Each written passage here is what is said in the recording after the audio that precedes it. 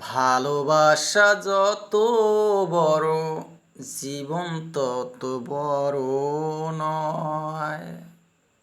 কথাটা একদম সত্য। এই দুনিয়ার মধ্যে ভালোবাসার চেয়ে বড় কিছু নাই। কিন্তু ভালোবাসাটা কাকে বা বলে?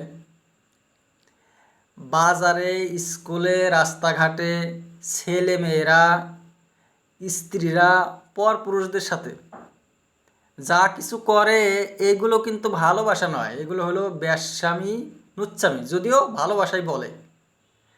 ভালোবাসা আসলে কি তা বিশ্বর 99% মানুষ বুঝতে দেখতে অক্ষম। ভালোবাসা হয়েছে চরিত্র ব্যক্তিত্বর ভালোবাসা, শরীরের ভালোবাসা নয়। কিন্তু চরিত্র ব্যক্তিত্ব এগুলা মাত্র চরিত্রবান ব্যক্তিত্ববান মানুষই বুঝে জানে। কিন্তু কয়জন মানুষ চরিত্রবান ব্যক্তিত্ববান আছে? যাই হোক, আমি আসলে রাজনীতির কথা বলি, ভাষণ দিই রাজনীতির। বিভিন্ন জাত, বিভিন্ন ধরনের মানুষের মধ্যে যদি ভালোবাসা না থাকে, শান্তি কোনোদিন হয় না। যে কোনো জায়গায় শান্তির জন্যে ভালোবাসাটা জরুরি।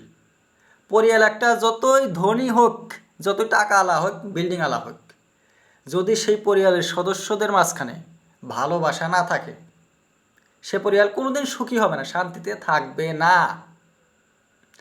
তেমনি দেশের সরকার আর জনগণের মধ্যে ভালোবাসার প্রয়োজন দেশে শান্তি থাকতে হইলে।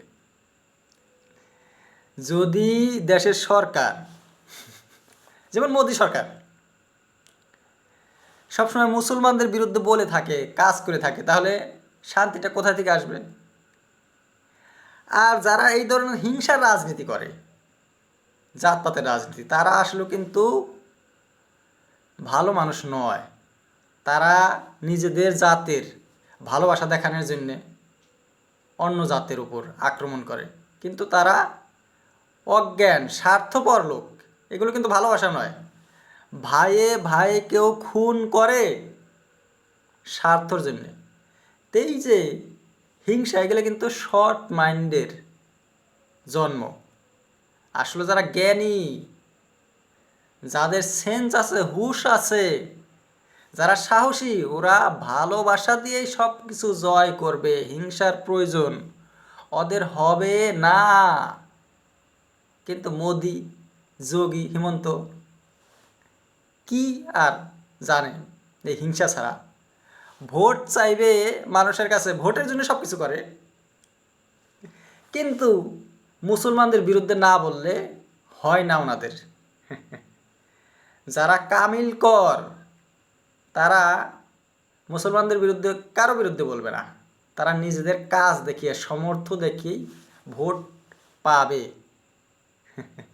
তো এই যে একদম নিকৃষ্ট পার্টি হয়েছে বিজেপি। আর বিজেপি আগে একটু ভালো ছিল, অটল বিহারীর সময়। এই যে মোদির সময় না, একদম নোংরা হয়ে গেছে। বিজেপির যেগুলো লিডার বেশিরভাগই নোংরা লোক। ভালো লোক কি বিজেপিতে থাকবে?